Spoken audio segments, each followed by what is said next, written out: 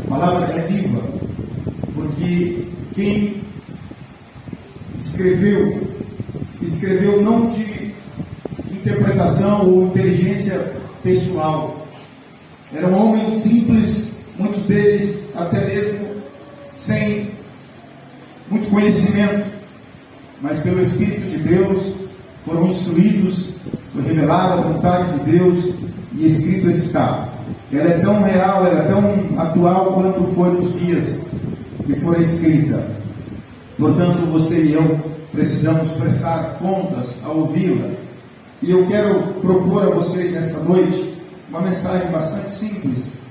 E eu li aqui falando sobre um homem chamado Nabote. Ele tinha uma pequena vinha, um pedaço de terra, ao lado de um palácio. Ao lado de um palácio. Palácio de um homem, de um rei chamado Acabe, rei de Israel. E Acabe, ele se engraçou. Ele quis comprar a vinha de Nabote. Ele era rei, ele tinha um palácio e queria comprar um pedaço de terra ao lado do palácio.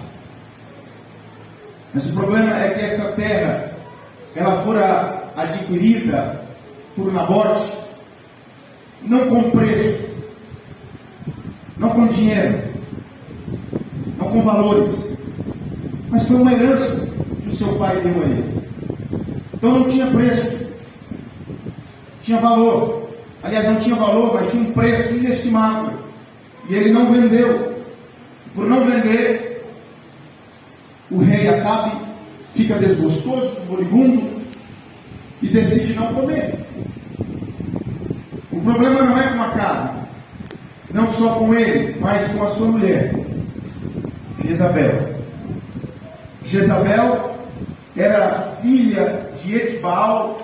Etbaal era um sacerdote do deus Baal.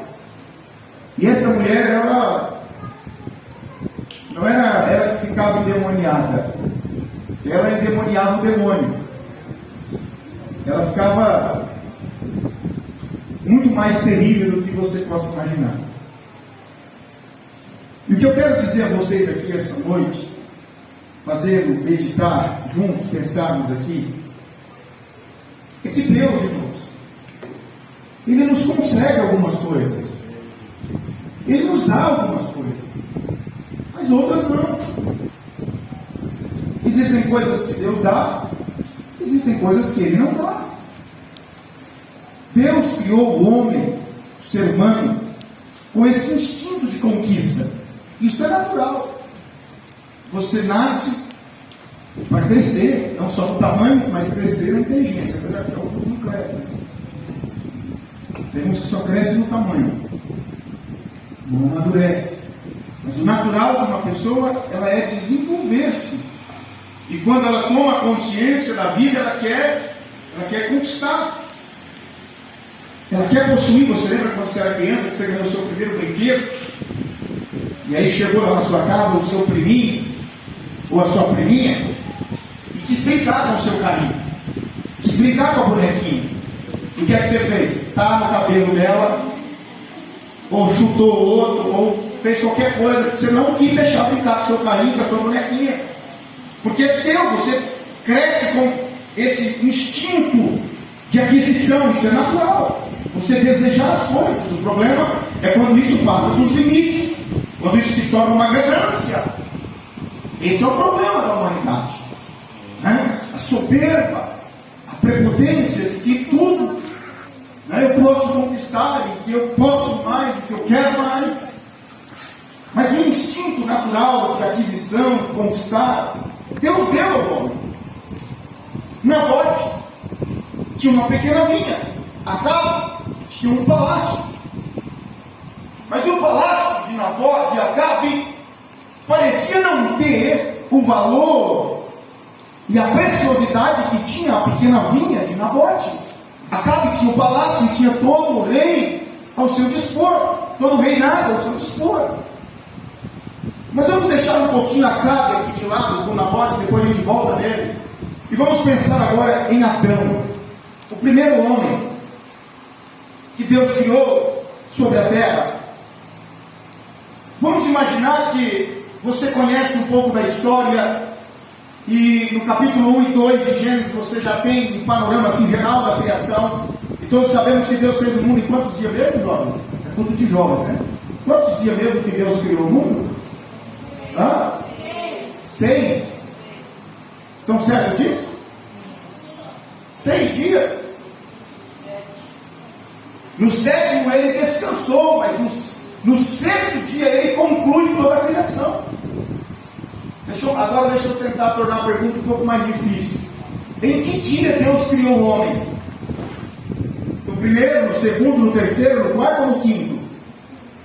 Qual foi o dia em que Deus criou o homem? Se você pega a história da criação, você vê lá. E foi-se a manhã e a tarde e o primeiro dia.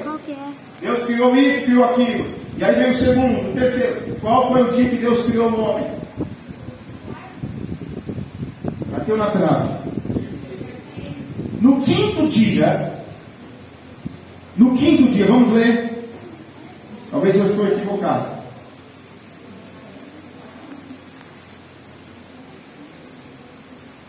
Perdão, no sexto dia.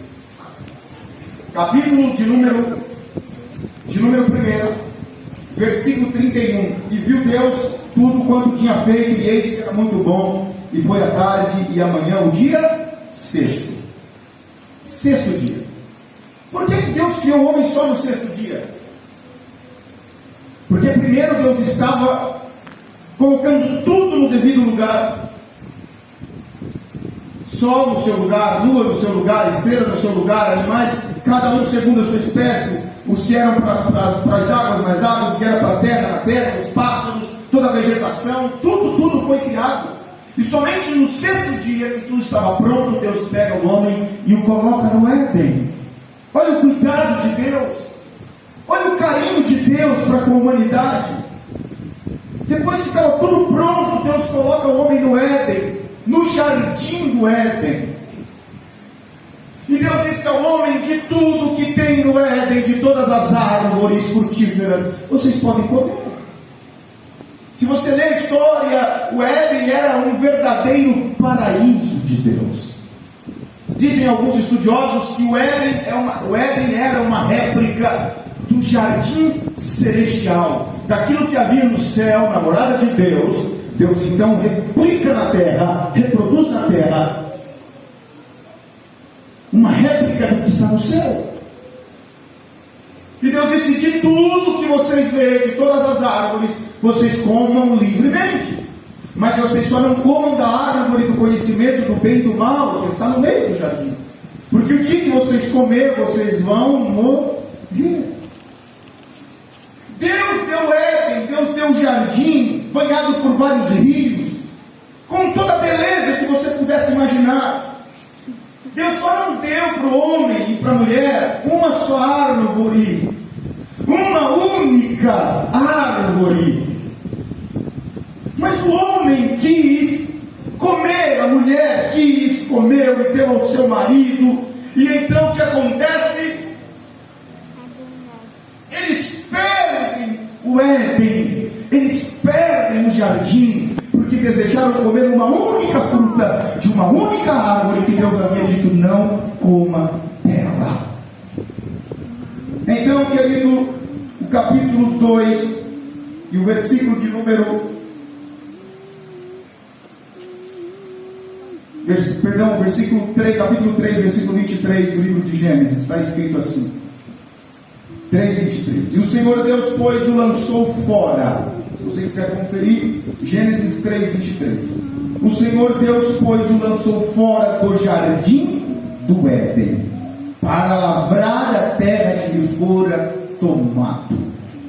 Deus agora pega o homem de dentro do jardim, todo especial, todo belo, bem preparado e bem feito, bem adornado pelo próprio Deus. E agora Deus o pega de dentro do Éden e o lança para fora deste jardim, para uma terra deserta, para uma terra que ele agora deveria trabalhar arduamente. O que eu quero propor para você hoje é bem simples. Se você se esquecer de 90% do que eu falar e se lembrar apenas do tema que eu vou te dizer agora, eu já vou ficar feliz, eu vou ficar realizado. Escute-me. Não queira aquilo que Deus não te deu, para que você não perca aquilo que Deus te deu. Eu vou repetir. Não queira aquilo que Deus não te deu, para que você não perca aquilo que Deus te deu. Porque o que Deus dá é bom, é perfeito. O que Deus dá é agradável. Você só precisa aceitar e entender que o que Deus te deu é muito melhor do que aquilo que o diabo dá para as pessoas lá fora. Por que eu li Acabe? Porque Acabe era rei, morava no palácio. E com certeza o palácio, aparentemente, arquitetonicamente, era muito mais atrativo do que um pedacinho de terra do lado do palácio. Mas o pedacinho de terra de Nabote do lado do palácio de Acabe era herança dos pais. E eu estou usando isso para dizer para você uma coisa. Quando Deus te dá, ainda que aos olhos teu, às vezes, ou dos outros, pareça pequeno, foi Deus que te deu. Não troque, não abra mão, não negocie, não venda, ainda que lhe ofereça um palácio em troca, ainda que lhe ofereça qualquer outra coisa. Por quê? Porque se Deus não te deu aquilo que estão te dando, você vai perder aquilo que Deus te deu. Adão comeu da árvore, Eva comeu da árvore, e agora eles perdem o Éden. Eles perdem o jardim, e não só isso, eles perdem o mais importante. Eles perdem a comunhão ininterrupta com Deus. Eles perdem aquela harmonia perfeita entre Deus e eles, entre eles e Deus. Porque entra o que? O pecado, a desobediência. E quando entra o pecado, a desobediência, o que diz a Bíblia? Deus se afasta. Não se afasta em presença, porque Ele é onipresente, Ele está em todos os lugares ao mesmo tempo, mas por uma questão de natureza, por Ele ser santo, e nós pecadores, nós criamos uma barreira que nos afasta, que nos separa de Deus. Então, eles quiseram aquilo que Deus não havia dado, e perdeu aquilo que Deus havia dado com tanto carinho, com tanto amor, com tanto cuidado, com tanto zelo. Nós vivemos num mundo onde as pessoas querem, já nos configuraram como consumistas excessivos. Você quer, nós desejamos e queremos tantas coisas neste mundo, onde tudo vai se acabar com o fogo, tudo vai se acabar com a destruição. Já disseram que nós compramos o que não precisamos com o dinheiro que não temos para impressionar quem a gente nem conhece. Se a gente volta nas gerações passadas, as pessoas viviam com tão pouco, uma vida tão simples, mas hoje vivemos uma vida corrida, uma vida, sabe, sem tempo para Deus, sem tempo para a família, sem tempo para os filhos, sem tempo para isso, para aquilo outro. Nós estávamos evangelizando hoje à tarde, aí perto da casa do Orlando, e aí tinha um vendedor de rede, que não está por aqui, não, o nome dele, deixa eu ver. Aí estava com a camisa, e lá no bolso da camisa estava estampado assim, algumas notas de dólar. E eu disse, rapaz, está com o bolso cheio de dinheiro. Aí ele disse, nada. Eu falei, aqui, rapaz, esse dólar. Eu falei, isso aqui. Aí eu peguei e falei e disse assim, mas esse aqui é um outro dinheiro muito mais precioso, deixa eu colocar no teu bolso.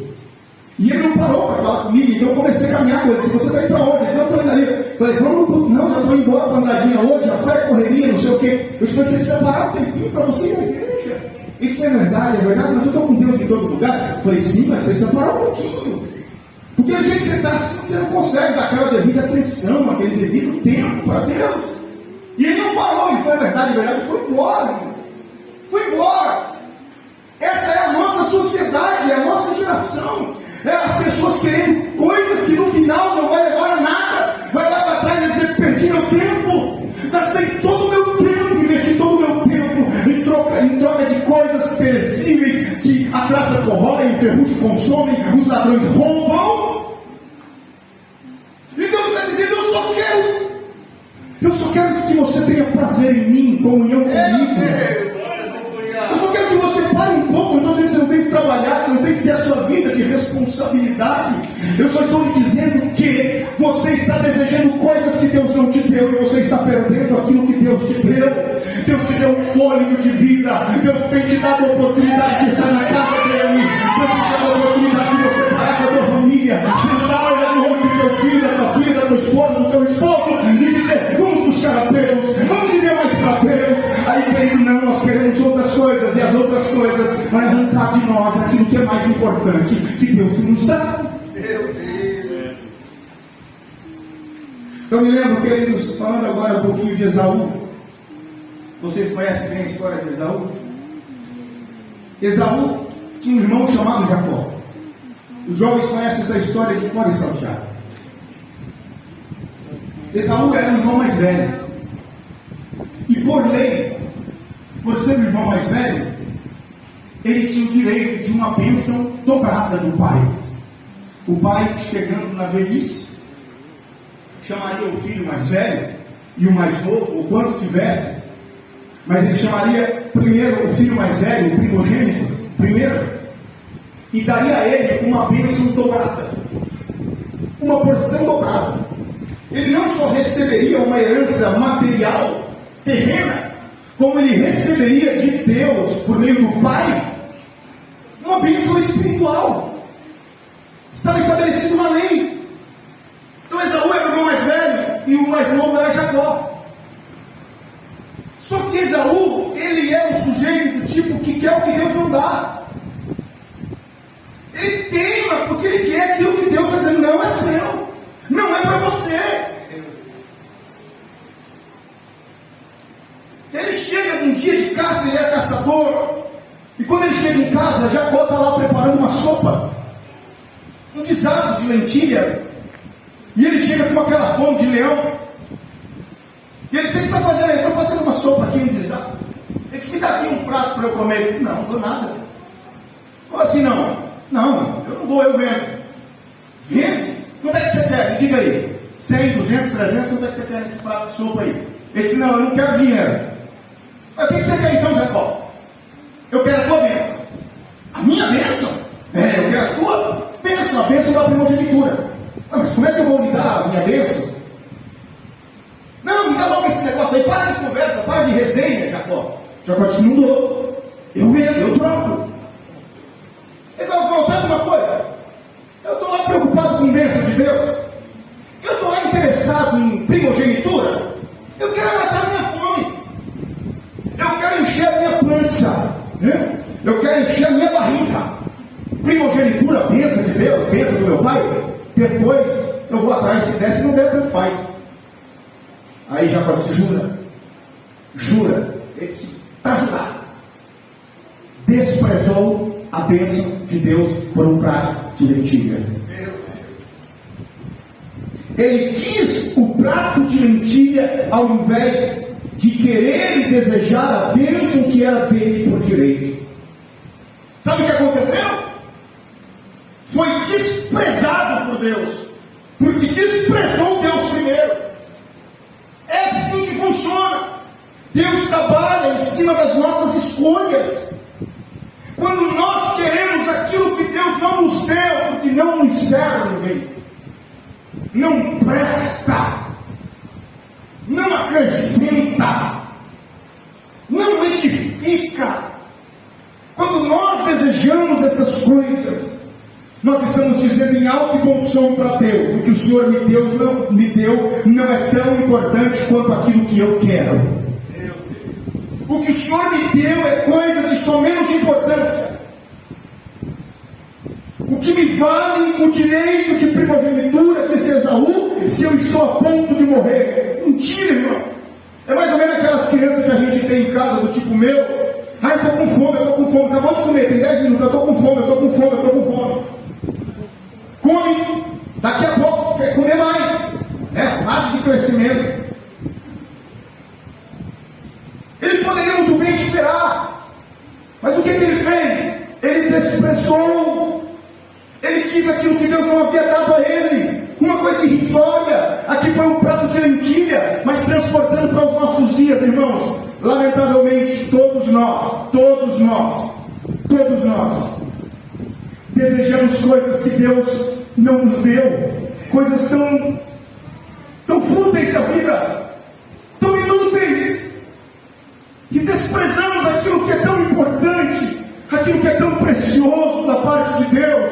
E o que acontece? Esaú, diz o texto de Hebreus, depois ele voltou lá e disse: pai, depois que o pai tinha abençoado Jacó. É claro que Jacó lançou mão de um artifício, a mãe ajudou ele se vestiu como se tivesse a mesma roupa do irmão, pôs pelo no corpo, mentiu para o pai, não precisava fazer aquilo, a bênção já era dele, ele já tinha conquistado. A bênção já era de Jacó, irmãos, ele não precisava mentir para o pai, a mãe não precisava dar aquele jeitinho não, brasileiro não, a bênção já era dele. Mas eles mentiram, isso custou caro para Jacó, teve que fugir, né? Depois vocês vão ler a história, você vai gostar, está lá no livro do Gênesis. Mas Esaú chega depois que o pai abençoou Jacó e disse: pai, abençoa eu também. O pai disse: não tem jeito. Mas como não, pai? Ele disse: eu já abençoei o teu irmão. Abençoei, está abençoado. Não tem como. Pai, não sobrou nada para mim. O pai disse: não sobrou nada para você. Você vai ser servo do teu irmão. Aquele que tinha o direito, que tinha a bênção, desprezou a bênção, agora tem que chorar amargamente. Por quê? Porque quis o que Deus não deu, perdeu o que Deus deu. Deus tem preparado coisas para você muito especial. Deus tem preparado coisas que você não sabe, o seu olho não viu. O seu não subiu ao seu coração, o seu ouvido não ouviu. O que você precisa entender é esperar o tempo de Deus, é esperar a hora de Deus. Não se precipite, não fique desejando aquilo que Deus não te deu, que já está escrito nas estrelas, que aquilo não é para você, aquilo foi Deus, não foi Deus que te deu. E o que Deus não dá, ainda que brilhe, como diz o ditado: nem tudo que reluz é ouro, nem tudo que reluz é ouro. Mas é assim, é assado, é bonita. Ai, o cabelo é assim, ai, o músculo dele é assim, ai, o corpo dela é assim, ai, ele tem esse carro, ai, ele tem esse emprego, ai, ele fala assim, ela fala. Não são essas coisas, querida, que depois que casa vai resolver. Ele enche os olhos, enche mesmo. Na primeira briga dá uma pancada de cima para baixo, já arranca os 5 dentes, deixa o olho roxo, encheu os olhos. Ela é tão bonita. Você que quer casar, que quer namorar, observe o jeito dele, o jeito dela. Na igreja, em casa, na rua, sei lá onde, na escola. Como é que trata a mãe, como é que trata o pai? Se obedece a mãe, se obedece o pai, como é que fala com a mãe? Se zomba da mãe, se zomba do pai, se desobedece, se enfrenta o pai, enfrenta a mãe, vai enfrentar você também. Se a moça não lava uma moça em casa, você vai estar frito. Não sabe fazer uma arroz, você está perdido, homem. Hoje os nossos jovens, você fala para arrumar a roupa que está jogada no chão e gata é ruim. Para colocar a escova no lugar, para arrumar um sapato, já quer morrer. Para buscar um copo de água, ai pai, de novo. Que vida é essa? Que mundo é esse? E depois quer casar, quer fazer o que o homem faz, mas não quer ter responsabilidade que o homem tem. Quer fazer o que a mulher faz, mas não tem responsabilidade que a mulher tem. Então vai observando, sabe? Vai pondo no lápis, para você errar menos. Pastor pastor pode distribuir muito, né? Observa a moça, se ela vai muito no banheiro, pode ser que ela tenha um problema de bexiga, de urina. Incontinência urinária. Você vai gastar muito na farmácia, não gasta não. Ai, pastor, tem cuidado, que dó de você em casa. Olha para esse rapaz, se ele anda muito, vai sair muito no banheiro, talvez tenha algum problema. Pergunta, dá uma olhadinha se ele sai no banheiro com um amigo. Vamos lá no amigo, chama um amigo para ir no banheiro. Já viu isso, homem? Chamando amigo para ir no banheiro, sai de 2, 3, esse negócio está errado. Né, Gerson? Observa isso aí, esse camarada. A rima é fácil. Então, moça, culto de jovens. Observa. Né? Vê como é que a moça anda, a roupa que ela veste.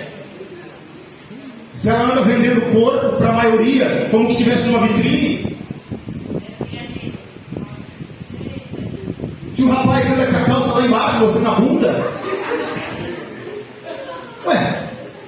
É o perfil de homem que você vai ter. É o perfil de mulher que você vai ter. Ah, mas depois que eu casar, aí a coisa muda. Muda mesmo, muda você. Larga na primeira semana. Olha esse casamento, durando quase nada.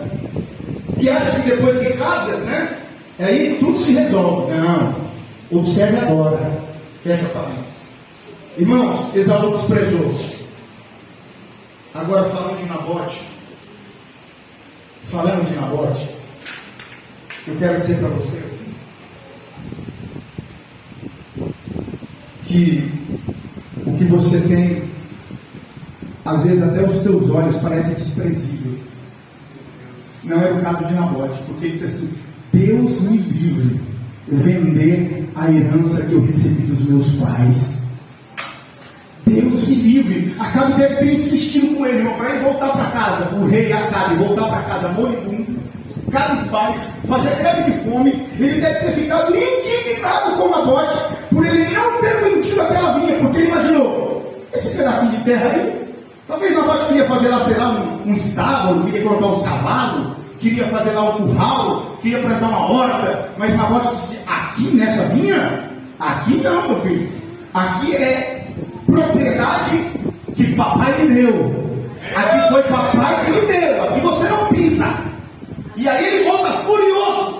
Eu quero dizer para você uma coisa: o que Deus te deu, você não negocia, você não venda, você não troque, ainda que lhe ofereça um caminhão de dinheiro para você, ainda que lhe ofereça aquilo que aparentemente é indispensável. Aí você vai dispensar ele. Você vai dispensar ela. Olha, essa aí é top, esse aí é top. Você não pode dispensar, não. Dispenso. Por quê? Isso não é de Deus. É laço. Vai, toma só uma. É só uma. Vai nessa festinha. É só mais uma festinha. Não, querido. Nabote disse: aqui não. Aqui você não entra, aqui você não toma, aqui você não pisa. E eu vou dizer para você o que é que custou para ele. Ó. Porque quando Jezabel, aquela que eu falei para vocês, sabe? Chega em casa e vê o rei, moribundo, cabisbaixo. O que está acontecendo, ó? Eu fui lá comprar a vinha de Nabote, não quis me vender, não sei o que, PPP. Mas por causa disso você está desse jeito? Porque isso aqui. Levanta, se arruma, deixa comigo. Foi lá, contratou umas testemunhas falsas, e as testemunhas foram lá e denunciaram ele mentirosamente, arquitetaram uma cilada. Sabe o que aconteceu com ele? Foi apedrejado, mataram Nabote, e agora vão lá e surrupiam aquele pedaço de terra. Pastor, mas valeu a pena? Não era melhor ele ter vendido? Deixa eu dizer uma coisa para você: tem coisas que é melhor morrer do que você entregar para o diabo. É melhor você morrer. É melhor nós morrermos do que abrirmos mão daquilo que Deus nos deu. E o que é que Deus nos deu, pastor, que custe, que vale tanto a pena de custar a própria vida? A salvação da nossa alma.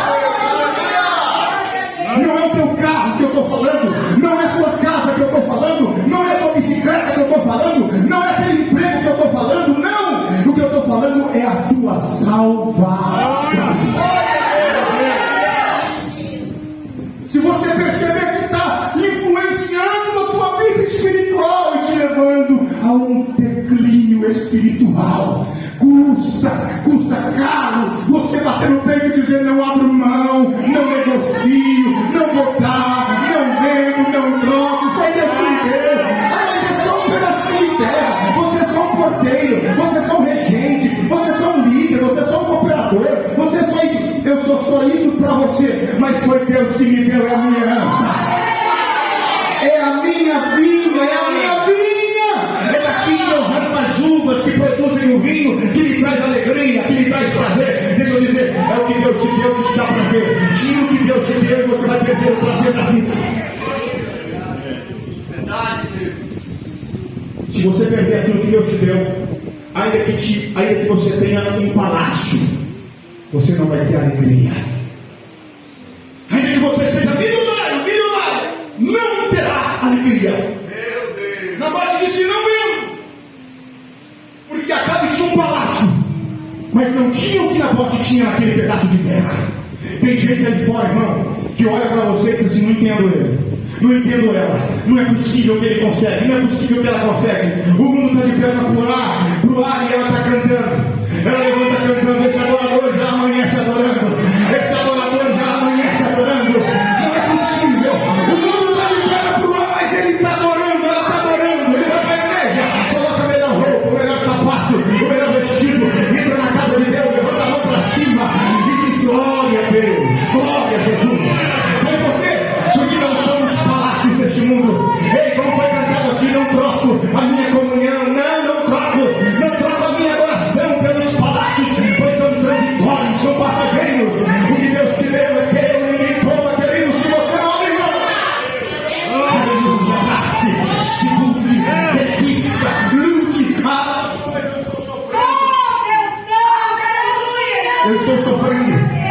Eu não estou suportando, pastor. A luta está grande, a afronta do diabo está grande. Ele já veio aqui falar para me vender, ele já veio aqui falar para me trocar, ele já veio aqui para me ceder, ele já veio aqui para me fazer isso. Eu não quero, isso eu não quero, mas ele vai voltar de novo, porque ele é teimoso. Se tem um sujeito teimoso, é o Satanás, ele não atenta. Ele perde a batalha hoje, sai com a cara ralada do tombo que tomou, da pancada que levou, mas outro dia ele está de novo batendo na tua porta, dizendo: você não vai trocar, você não vai vender, você não vai negociar, vai fazer alguma coisa. O que é que você quer? Quanto é que você quer nesse encargo que você tem, nessa posição que você tem? Quanto é que você quer para não ir mais na igreja? Quanto é que você quer para você adulterar, para você prostituir, para você roubar, para você matar, para você mentir, para você fazer isso, fazer aquilo, fornicar? Quanto é que você quer? Me diga, eu te dou prazer. Como ele disse para Jesus: Jesus, se você me adorar, eu te dou tudo isso aqui, ó. Jesus disse: só a Deus adorarás. Se você é o Filho de Deus, transforma essa pedra em pão. Tu não é o bam, tu não é o popstar, tu não é o rei dos reis. E Jesus disse: ei, Satanás, eu até posso transformar essa pedra em pão, mas eu vou te dar uma lição, Satanás. Nem só de pão vive o homem, mas de toda a palavra que sai da boca de Deus. Deixa eu abrir aqui para você mais uma vez um parêntese. Deus, querido, sabe o que é que você precisa. Deus sabe na hora certa, Ele vai mandar. Então não fique querendo que Deus transforme pedra em pão, porque pedra é pedra, pão é pão. Pedra é pedra, pão é pão. Pedra é pedra, pão é pão. Deus vai te dar pão, mas é na hora certa. Então pare de tentar transformar a pedra em pão.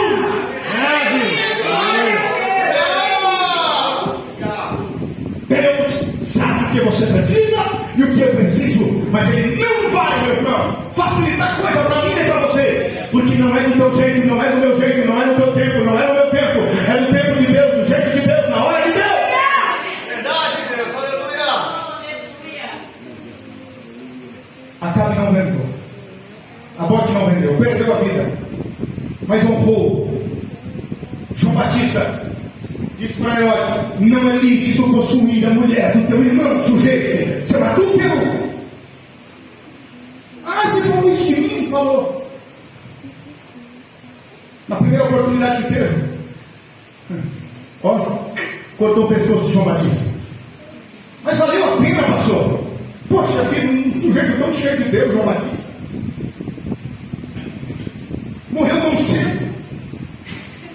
Você não está entendendo? Ele não morreu, não. Quem disse para você que quem fala a verdade, quem vive na verdade, morre?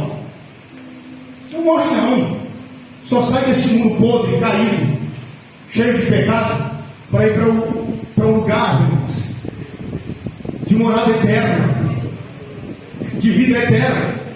João Batista, Jesus disse que nos nascidos de mulher não tem ninguém maior do que ele, mas no reino do céu, aquele que é maior, aquele que é menor é maior do que ele. Jesus está dizendo, João Batista, o que não realizou nenhum milagre, ele está dizendo, não tem na terra, os nascidos de mulher, ninguém igual a João Batista.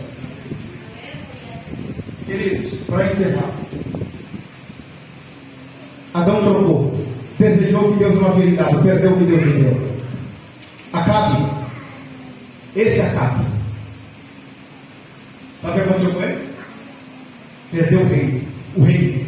Foi só eles matar Nabote que Deus levanta Elias e vai lá, Elias, vai lá no palácio e disse para Acabe o seguinte, que ele está contado o dia dele, vai acabar a vida dele, e para aquela maldita Jezabel, diga para ela que os cães vão lamber o sangue dela.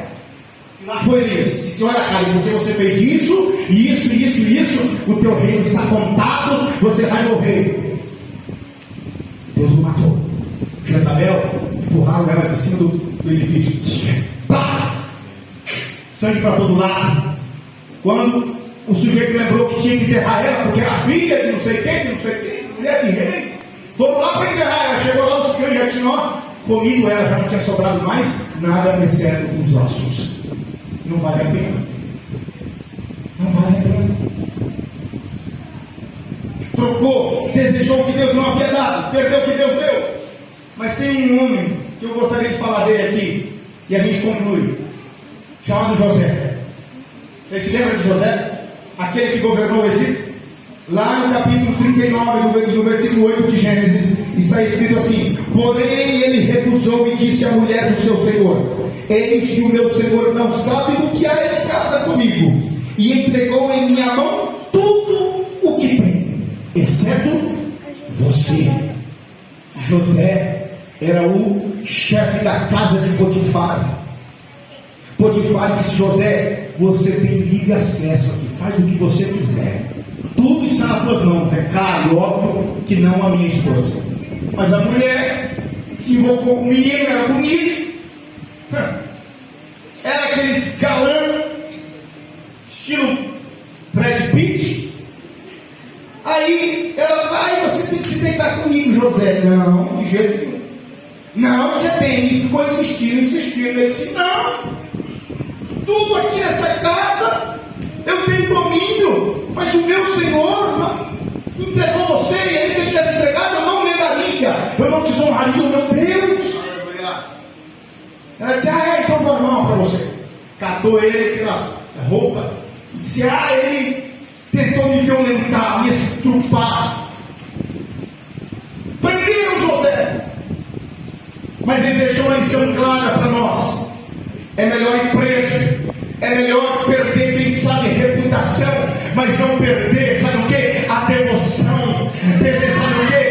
Meu irmão, a aparência, os cargos, às vezes, no sentido político, no sentido governo humano, mas não perder a comunhão com Deus. Ele disse, você não me pertence, Deus não me deu você, você tem dono, então eu não quero aquilo que Deus não me deu, porque senão eu vou perder aquilo que Deus me deu. Foi para a cadeia, passou alguns anos, mas depois assumiu o trono do Egito, como o maior homem depois do faraó, em toda a terra do Egito. Deixa eu dizer uma coisa para você, não queira aquilo que Deus não te deu, porque senão você vai perder o lugar que Deus te deu, a cadeira que está reservada para você, a posição de honra que Deus vai te dar. Por isso, nessa noite, grave o que eu estou lhe dizendo, não queira o que Deus não te deu, para não perder o que Ele te deu.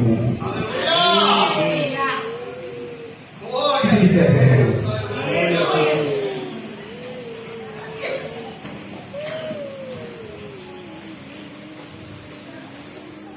Queridos, a Bíblia diz, no capítulo 24 de Mateus,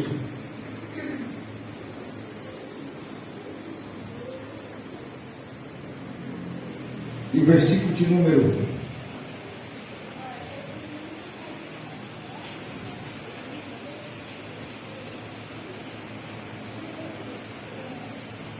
24. Se eu achar, onde Jesus diz o seguinte: apartai-vos de mim, malditos, para o fogo eterno, preparado para o diabo e os seus anjos. O que o senhor quer dizer com isso, pastor? Aqui, em Mateus 25, 41. Então dirá também aos que estiverem à sua esquerda: apartai-vos de mim, malditos, para o fogo eterno, preparado para o diabo e seus anjos. Mateus 25, 41. O que o senhor quer dizer, pastor? O que Deus tem para você é o céu. O que Jesus tem preparado para todos que nele crê, para todos que nele confia, é o céu. Capítulo 14 do Evangelho de João, ele olha para os seus discípulos e diz assim: não fiquem perturbados, não fiquem preocupados, ansiosos, porque eu estou partindo, eu estou indo, mas eu estou indo preparar lugar para vocês. E se eu for e preparar lugar, eu virei outra vez e vos levarei para mim mesmo, para que aonde eu estiver, estejais vós também. Jesus foi preparar morada no céu para nós. Pastor, será que leva tanto tempo? Não, querido, já está pronto. Já está prontinho da Silva. Se ele criou o mundo em 6 dias, pelo poder da sua palavra, e eu afirmo a vocês, João, quando escreve Apocalipse, é o último dos apóstolos vivos. Ele diz: eu vi o novo céu e a nova terra. Eu vi. Ela já está pronta, querido. A nossa morada celestial já está pronta, acredita você ou não? Está preparadinha, adornada como uma noiva preparada para o seu noivo. Por que eu li capítulo 25, versículo 41 de Mateus? Porque nesse texto está escrito que o inferno, que é o oposto do céu, que é o outro destino dos homens, só tem um caminho, é Jesus. Mas o outro caminho é o caminho da morte, é o caminho do desprezo e da condenação eterna, do sofrimento eterno. Este destino, inferno, não foi criado para nós. Está na Bíblia, eu acabei de ler. Ele foi criado para o diabo e os seus. Vocês já entenderam? Preparado para o diabo e os seus anjos. Que anjos, pastor? Aqueles que ele lá em cima rebelou com ele e caiu. Então o inferno não foi preparado para o homem. Mas então por que ele vai ser lançado? Porque ele quer. Porque tem gente que não se adapta no céu, irmão. Tem gente que vai chegar lá no céu, vou conjecturar, vou fazer uma brincadeira aqui, vai dizer assim: ué, mas aqui não tem smartphone, não dá para jogar, não dá para... Tem uma televisão aqui para assistir uma novela, um filme, no Netflix. Não tem aqui alguma coisinha para a gente dar uma curtida, não? Aí Jesus vai dizer: não, aqui não tem não. Ah, então estou indo embora. Pois bem, pode ir. É claro que não vai chegar nem lá essas pessoas. Mas eu estou dizendo para você que tem gente que ele não se encaixa no céu, por isso que ele vai para o inferno. Não é que Deus quer lançá-lo lá, é que Deus preparou o céu para você. Mas aqui, você, e muitas das vezes nós, fazemos tudo, ou desejamos tudo que Deus não nos deu, vamos perder aquilo que Deus nos deu, querido. Meu Deus, aleluia! Não é que Deus não te ama, não é que Deus é ruim, mas Ele é justo. Ele preparou o céu, mas tem gente que não quer ir para lá, porque não quer ir para lá, porque lá Deus está. Como assim, pastor? Tem gente que quer ir para o céu, por quê? Porque eles disseram que o céu é bonito, o céu tem rua de ouro, o céu é paraíso, o céu é isso. Ele quer ir para lá, mas se falar que tem Deus lá, eles não quero não. Por quê? Porque Deus é santo, querido. E se Ele é santo, Ele não compactua com o pecado. Ele não aceita as nossas transgressões. Ele quer nos perdoar, Ele quer nos libertar, Ele quer nos resgatar. Então nessa noite, eu lhe convido a fazer com Deus uma aliança, fazer com Deus um pacto, e dizer: Senhor, eu sei que eu estou ruimzinho mesmo, eu sei que eu mereço o inferno mesmo, eu sei que eu mereço a condenação mesmo, mas por tua graça, Senhor, e por tua misericórdia, pelo teu sacrifício naquela cruz, me resgata hoje, Senhor, dessa lama que eu estou, deste lugar de miséria que eu estou, porque eu sei que o Senhor não criou para mim o inferno, o Senhor criou para mim o céu. Feche os teus olhos nesse momento, querido.